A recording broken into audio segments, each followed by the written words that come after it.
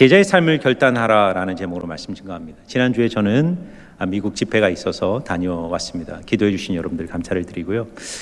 제가 미국 산호세 지역의 실리콘밸리 장로교회라는 곳에서 집회를 하게 됐는데요. 호텔에서 저녁 집회를 인도하기 위해서 이동하는 과정 속에서 제가 충격적인 장면을 보게 되었습니다. 그 도로 옆에 참 아름답게 지어진 미국 교회, The United Methodist Church, 이것은 미국 연합장로교회인데요. 그 연합장로교회 건물이 눈에 들어왔어요. 그 마당에 우뚝 솟은 나무 십자가가 있었는데 그 십자가 중심에 무지개 깃발이 걸려 있는 것을 보고 저는 깜짝 놀랐습니다. 여러분들이 미국 여행을 하게 되면 미국의 집, 기관, 가게, 건물들 앞에 무지개 깃발이 걸려 있는 것을 간혹 보시게 될 것입니다. 이 무지개 깃발은 우리는 다양성을 존중하고 특별히 동성애자들의 그 성적 소수자들의 인권을 옹호하고 지지한다라는 상징적 표현으로 무지개 깃발을 걸어놓는 것입니다. 세상 사람들이 자신의 신념과 사회적 가치를 따라 무지개 깃발을 걸어놓을 수 있다고 저는 생각해요. 하지만 제가 깜짝 놀란 것은 어찌하여 예수 그리스도를 주로 고백하는 교회가 그 십자가의 중심에 이 무지개 깃발을 걸어놓을 수 있는가 하는 것입니다. 이런 것은 어떤 메시지입니까? 동성연애자들의 권리, 이 동성애를 위해서 싸우는 것이 우리 교회가 전면에서 내세우는 최고의 핵심 가치라고 힘주어 외치는 것 아닙니까? 가이사랴 빌립보에서 예수님이 제자들에게 묻죠. 너희는 나를 누구라 하느냐 물었을 때 베드로는 주는 그리스도시요 살아계신 하나님의 아들입니다라고 고백해요. 그때 예수님이 바요나 시모나 내게 이것을 알게 하신 이는 하나님이다라고 말씀하시면서 이렇게 말씀하십니다. 내가 이 반석 위에 내 교회를 세우리니 음부의 권세가 이기지 못할 것이다. 예수님의 말씀은 예수를 주로 고백하는 신앙 공동체인 교회는 절대로 세상의 음부의 권세에 굴복당하지 않을 것이라는 약속이었습니다. 그런데 제가 그 십자가 중심에 나부끼는 무지개 깃발을 보면서 세상의 권세를 이겨야 될 교회, 세상의 음부의 권세와 싸워야 될 이 교회가 오히려 음부의 권세에 정복당한 것이 아닌가라는 생각이 들었습니다. 저는 이것을 보면서 제 개인적으로 또 이 시대의 한국교회에 주는 하나님의 경고가 있다고 생각합니다. 교회가 복음의 본질과 교회의 존재 목적을 상실하면 사단은 세상의 가치를 가지고 교회를 정복할 거라는 거예요. 싸워 이겨야 될 세상적 가치 앞에 오히려 무릎 꿇고 숭배하는 교회가 되어버리는 겁니다. 여러분, 우리는 물어야 돼요. 우리 십자가의 중심에 우리는 어떤 깃발을 꽂고 있는가? 우리 신앙의 중심적 가치에 우리가 붙들고 싸우고 있는 가치는 무엇인가? 세상적 번영, 정치적 논리, 번영신학, 기복주의, 혹시 이런 것들이 우리가 우리 교회의 신앙적 가치에 중심에 두고 있는 것은 아닌가 스스로 성찰해야 됩니다. 그러므로 교회의 교회됨을 결정하는 가장 중요한 원리는 인간의 신념과 사상을 내려놓고 교회의 주인 되신 예수님의 행동을 주목하는 것입니다. 한 교회가 건강한 교회인가, 성경적으로 옳은 교회인가를 검증하는 한 가지 기준은 그 교회의 주인이 누구인가, 그 교회의 주어가 누구인가, 누가 그 교회의 동사를 결정하는가. 만일 교회가 예수님의 주인 되심을 거부하고 인간이 주인이 되고 인간이 주어가 되어 교회의 동사를 결정하기 시작하면 이렇게 교회가 동성애적 권리를 위하여 싸우는 것이 마치 교회의 본질적 싸움인 것 같은 오해와 무지에 떨어지는 것이죠. 그런 점에서 저는 오늘 본문을 통해 예수님의 세 가지 동사를 주목하려고 합니다. 10장 1절에 첫 번째, 두 번째 동사가 나오고요, 10장 5절에 세 번째 동사가 나옵니다. 예수님이 주어가 됐을 때 주님의 교회를 통해서 행하시는 세 가지 동사가 무엇인가를 잘 주목하며 읽어보시기 바랍니다. 우리 같이 한번 읽어보겠습니다. 예수께서 그의 12 제자를 부르사 더러운 귀신을 쫓아내며 모든 병과 모든 약한 것을 고치는 권능을 주시니라. 5절 말씀입니다. 예수께서 이 12를 내보내시며 명하여 이르시되. 아멘. 자, 예수님은 부르시고 권능을 주시고 보내시며 말씀하십니다. 저는 우리 교회의 목회 철학과 목회 전략을 바로 이 말씀을 통해 세웠습니다. 우리 교회의 목회 비전은 하나님의 나라를 실현하는 예수님의 제자 공동체입니다. 이 하나님의 비전을 이루기 위한 목회 전략은 예수님의 제자가 되고 예수님의 제자로 살고 예수님의 제자를 세우는 교회입니다. 영어로 하면 calling, 우리를 부르시는 예수님의 복음의 초청, 사명의 초청에 반응하여 예수님의 제자로 살기로 결단하고, 그리고 주님이 주시는 권능으로 equipping, 무장되어 이제 이 세상 속으로 들어가 하나님의 사명을 감당하도록 선도를 파송하는 교회. 예수의 제자가 되고 예수의 제자로 살고 예수님의 제자를 세우는 교회. 그것이 바로 우리가 예수님의 전략으로 이 교회를 세워갈 때, 이 교회를 통해 음부의 권세를 이기고 하나님의 나라를 이 땅에 세워가는 하나님의 칭찬받는 교회로 우리 이리신광교회가 세워질 줄 믿습니다. 우리는요, 예수님의 전략을 붙들어야 돼요. 인간의 논리 방법이 아니라 예수님이 어떻게 이 땅에 교회를 세우시는가, 이 세 가지 동사를 통해 오늘 우리가 붙들어야 될 예수님의 목회 전략을 함께 고민해 보기를 원합니다. 첫 번째는요, 제자를 부르시는 겁니다. 자, 1절 말씀을 한번 같이 다시 한번 읽어볼까요? 같이 읽습니다. 시작. 예수께서 그의 12 제자를 부르사 더러운 귀신을 쫓아내며 모든 병과 모든 약한 것을 고치시는 권능을 주시니라. 아멘. 여러분, 교회의 교회됨을 결정하는 가장 중요한 동사는 예수님이 부르신다라는 이 동사예요. 그래서 교회를 헬라어로 에클레시아라고 말해요. 에클레시아, 이 교회입니다.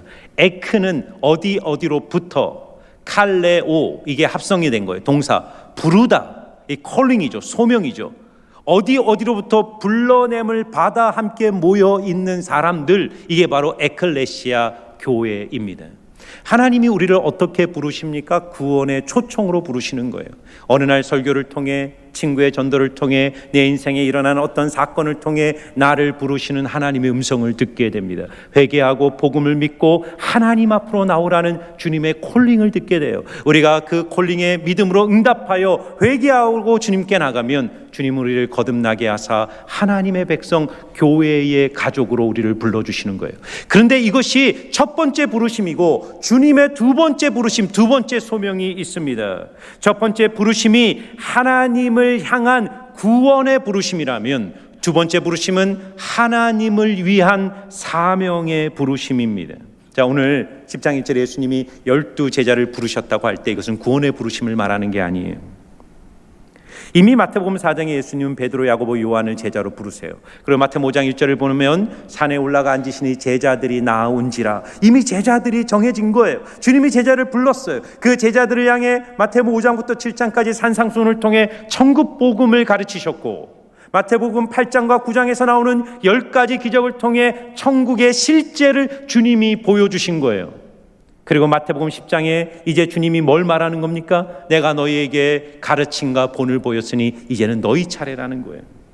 그러므로 여기서 부르셨다는 단어는 처음 부르신 것이 아니라 이미 부르시고 훈련하신 제자들을 특별한 목적으로 다시 소집하여 사명을 맡기시는 부르심이라는 것을 우리는 알게 되는 거예요.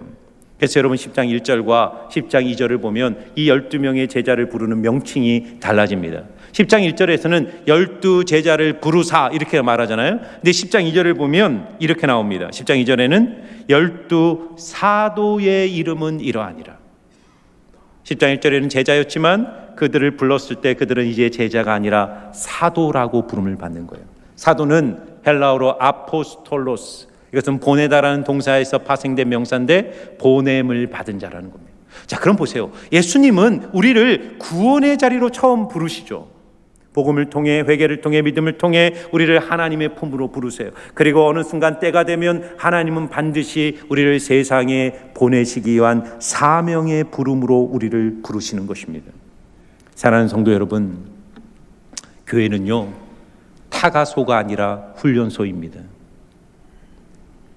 교회라는 공간 속에서 하늘의 위로를 얻고, 그렇게 하늘의 위로만 날마다 추구하다가 죽은 후에 천국에 가기 위해 모여 있는 곳이 교회가 아니라, 교회는 이 세상 속에서 하나님이 맡기신 사명을 감당하기 위하여 작은 예수로 훈련되어지는 훈련소예요.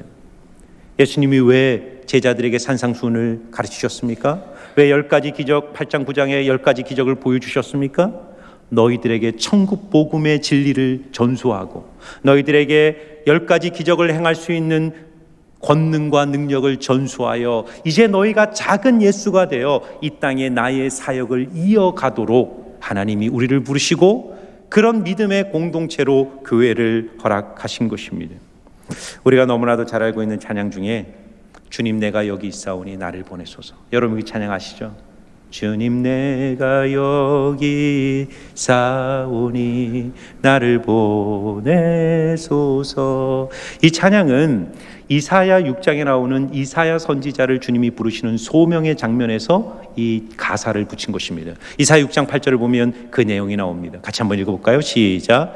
내가 누구를 보내며 누가 우리를 위하여 갈고 하시니 그때 내가 이르되 내가 여기 있나이다 나를 보내소서. 저는 이 찬양을 부를 때마다 그리고 이 장면을 생각할 때마다 한 가지 오해한 것이 있었어요. 예수님이 어느 날 이사야를 찾아가셨고 이사야에게 직접적으로 너는 나를 따르고 나를 위하여 가라고 명령하셨기 때문에 이사야가 주님 내가 여기 있사오니 나를 보내소서라고 믿음으로 응답했다고 생각했습니다. 그러나 여러분 이 말씀을 잘 보세요. 하나님은 이사야 개인에게 찾아가서 그에게 강압적인 명령과 의무로 너는 가라고 말씀하지 않았어요. 오늘 이사야 6장 8절에 뭐라고 말하죠? 누가 나를 위하여 갈고 누가 나를 위하여 우리를 위하여 갈고 내가 누구를 보내면 누가 우리를 위하여 갈고 주님이 혼자 탄식하는 것을 이사야가 곁에서 들은 거예요. 그리고 이사야는 자발적으로 주님 제가 여기 있사오니 나를 보내십시오라고 이사야는 응답한 거예요. 사랑하는 여러분, 오늘도 하나님께서는요 한 사람을 따로 불러 너 지금 가라고 말씀하지 않아요. 주님의 부르심은 모든 사람에게 모든 그리스도인들에게 열려 있어요.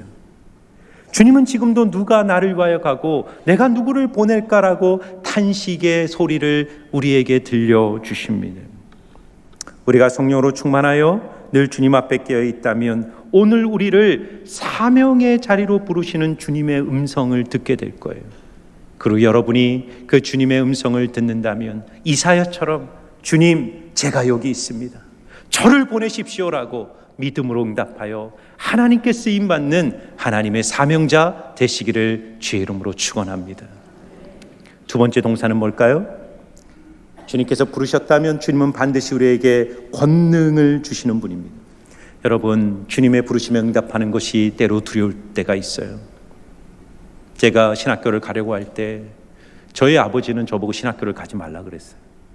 우리 아버지가 목회의 길이 너무 어렵고 힘든 길을 아셨기 때문에 너 신학교 가지 마라. 저도 두려움이 있었어요. 많은 분들이 하나님의 부르심에 응답하는 것에 대한 두려움이 있어요. 내가 과연 그 일을 할 수 있을까? 그 길을 갈 수 있을까?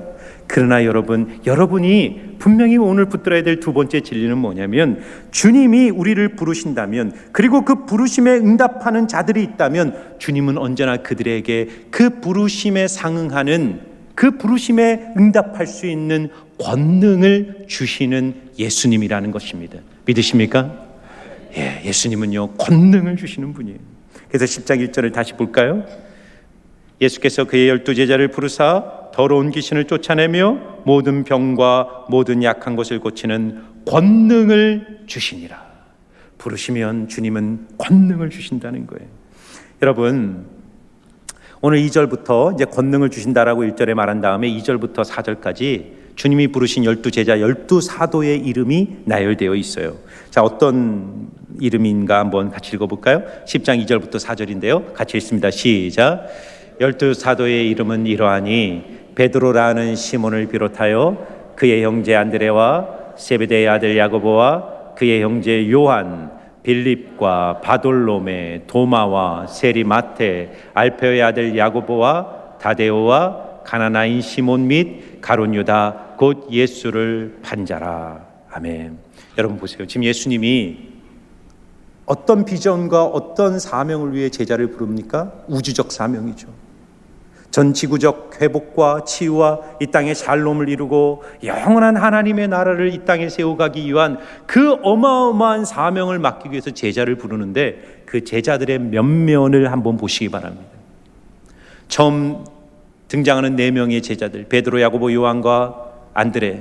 베드로, 야고보, 요한, 안드레는 갈릴리 지역에 있었던 어부들이었어요. 유대 사회의 어부는 최하층민이었고 평범 이하의 삶을 사는 사람들이었습니다.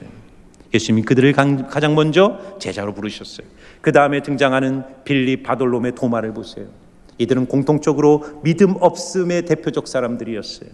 빌립은 예수님이 요한복음 6장에서 5천 명의 사람들을 어떻게 먹일까라고 제자들에게 물었을 때 빌립이 가장 잔머리를 계산하면서 인간적인 생각으로 뭐라고 대답하죠? 주님, 우리에게 500데나리온, 200데나리온의 돈이 있다고 할지라도 이 사람들을 먹이는 건 불가능합니다. 다시 말해서 인간적 계산을 통해서 하나님의 기적을 제안했던 사람이 빌립이었죠. 바돌로메는 누굽니까? 요한복음 1장에 등장하는 나다나엘이에요. 그의 친구 빌립이 내가 메시아를 만났는데 그는 나사렛 예수라고 할 때 이 바돌로메는 뭐라고 말합니까?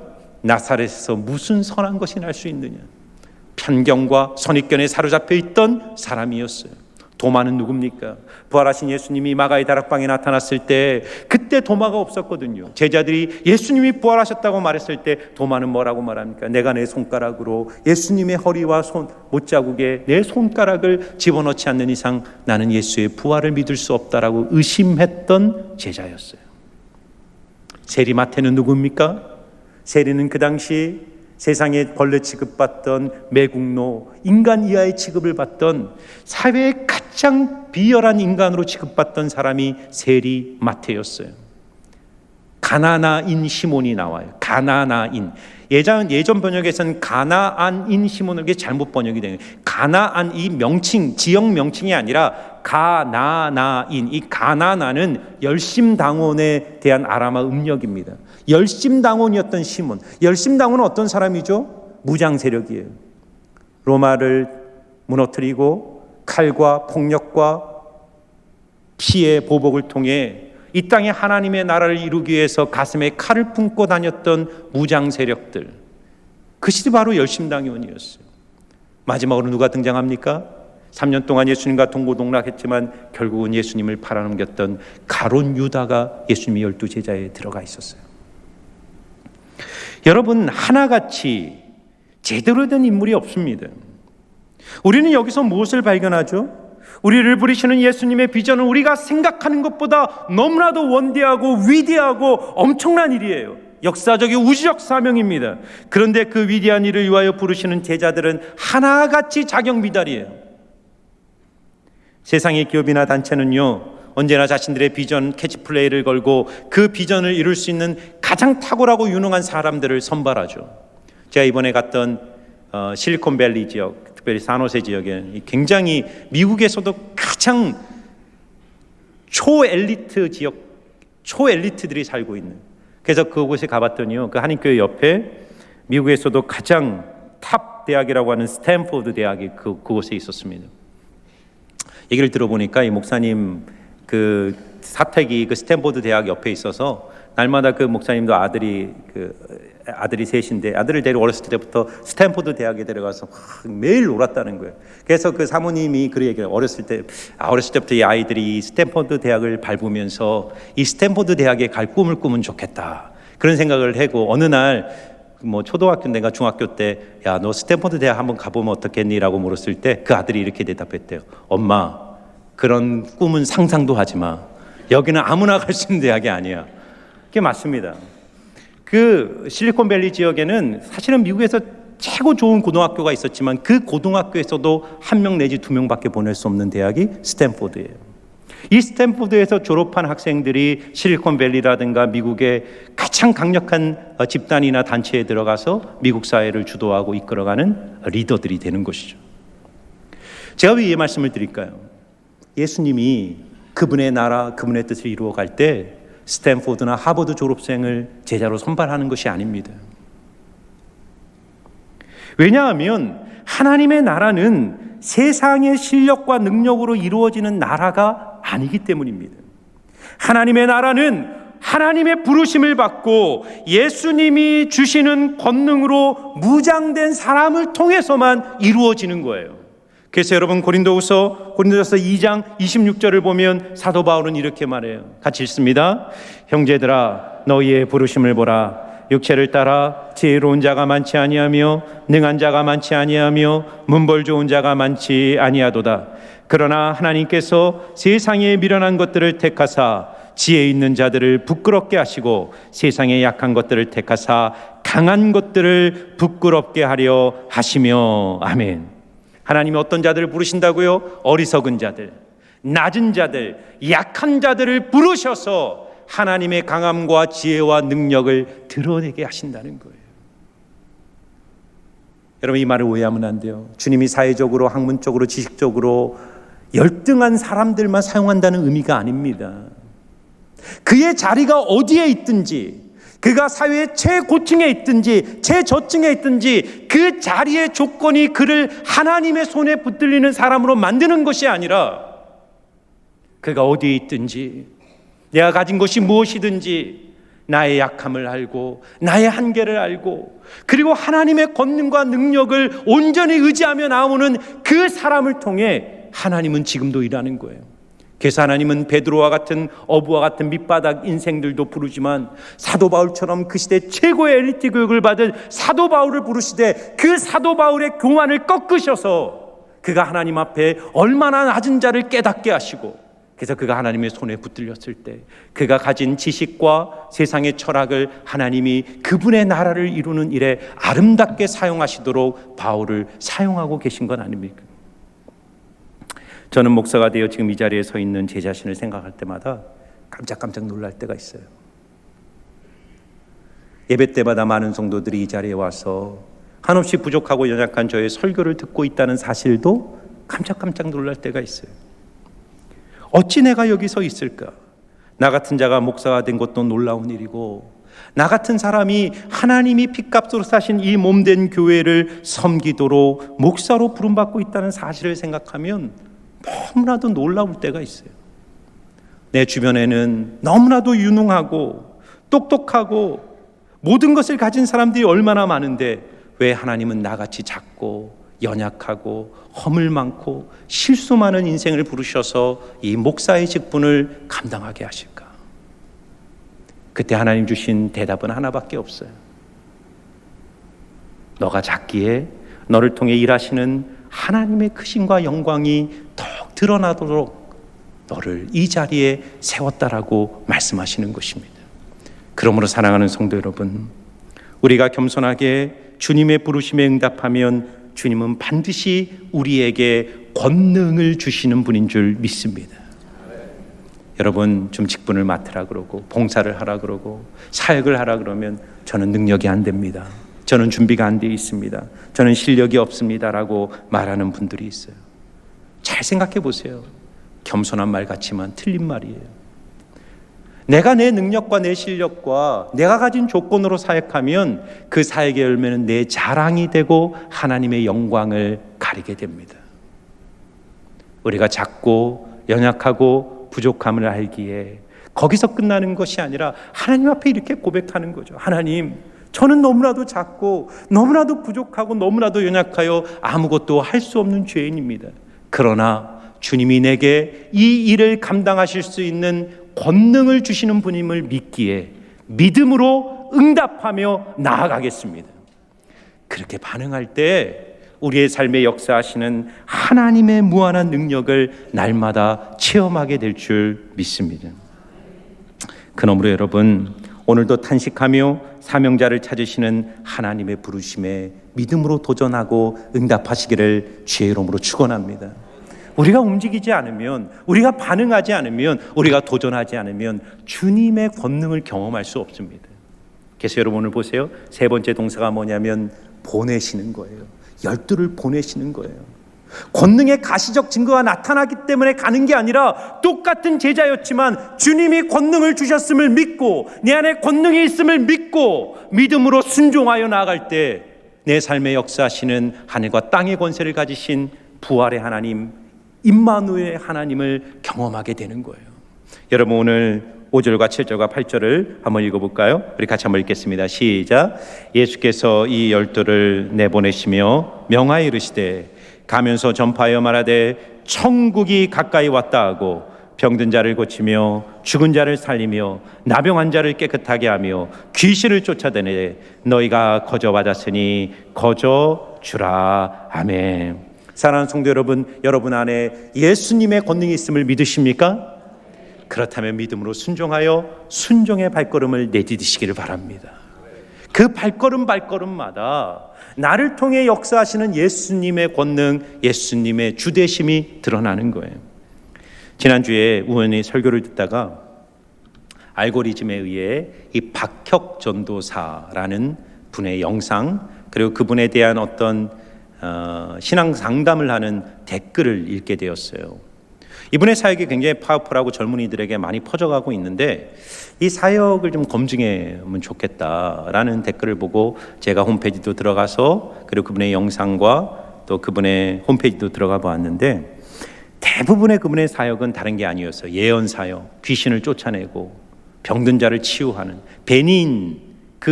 미국의 베닌 그 목사님이 하셨던 그런 사역들로 모든 영상들이 도배되어 있었습니다.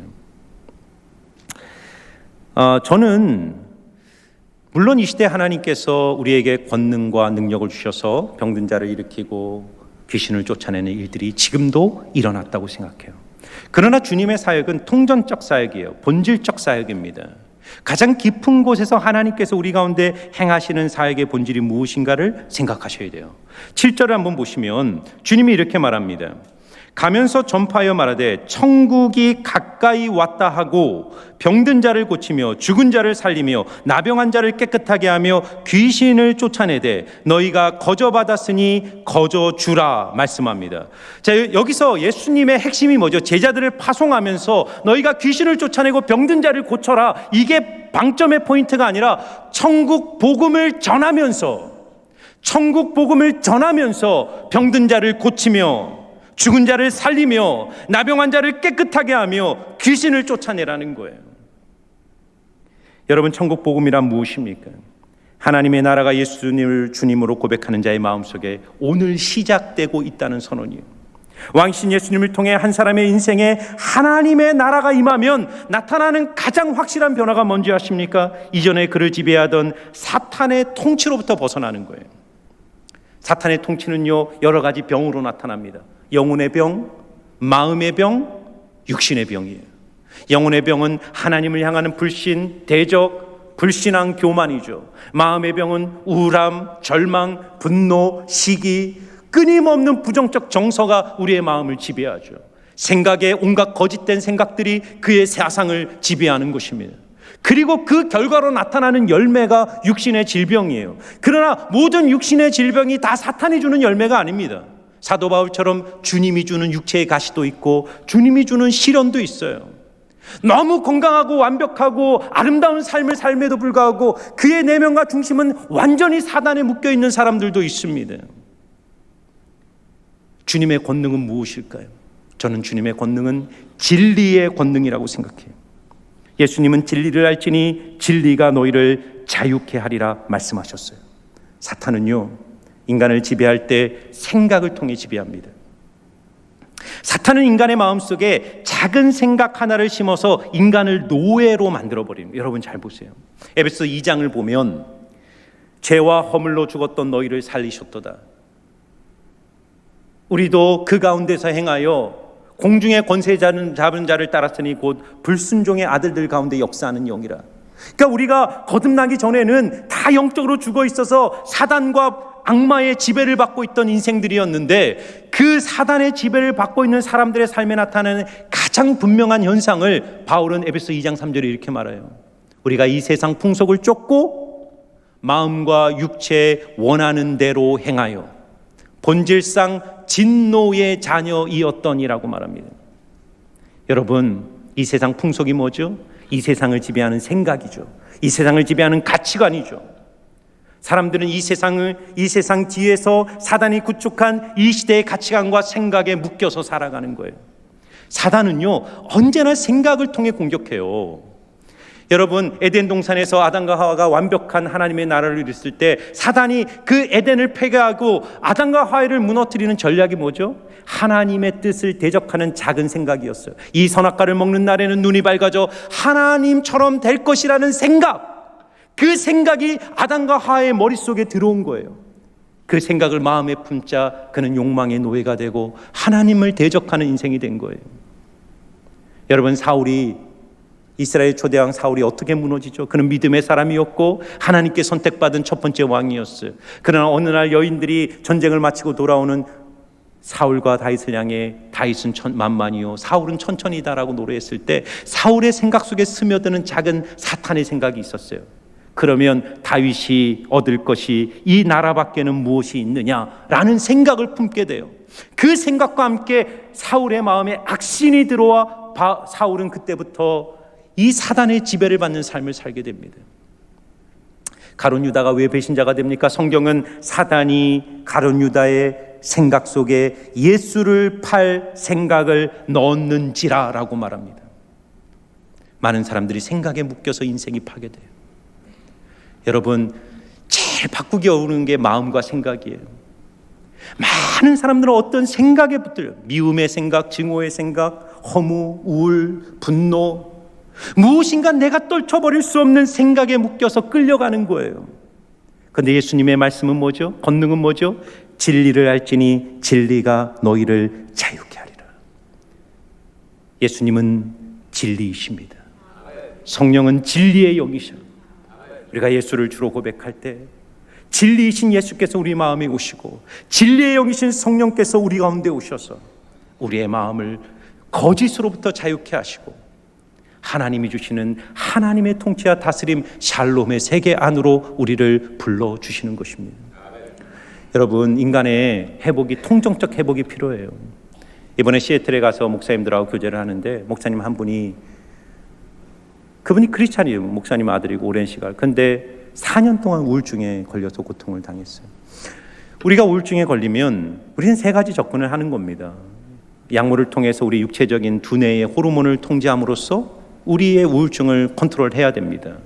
그리고 두 번째는 좀 더 깊은 상담과 어떤 신앙 인상의 인사이트를 통해서 우리의 인생을 새롭게 조망해보고 삶의 문제를 새롭게 관찰하면서 인생을 새롭게 바라보는 시각을 얻어야 돼요. 이것은 지적인 영역이겠죠.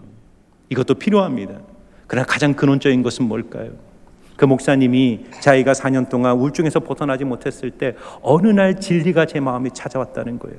복음 안에 나타나는 하나님의 절대적 사랑, 조건 없는 사랑을 깨닫는 순간, 그러니까 그 목사님이 갖고 있었던 우울증은 이 세상의 무한 경쟁, 그때는 목사가 되기 전이었으니까 자기의 존재 가치를 세상의 평가, 부모들의 말, 주변 사람들의 평가 속에서 끊임없이 자기를 평가할 수밖에 없는 그런 어떤 생각을 벗어버리지 못한 거예요. 그런데 복음을 듣고 하나님의 조건 없는 사랑 속에서 내가 공부를 잘하든 못하든, 내 외모가 어떠하든, 나의 삶의 조건이 무엇이든 내가 하나님 앞에 존귀한 자고 온전한 사랑을 받고 있는 존재라는 사실을 복음 안에서 깊이 깨닫자 마음의 어둠과 안개가 거쳐지기 시작했다는 거예요.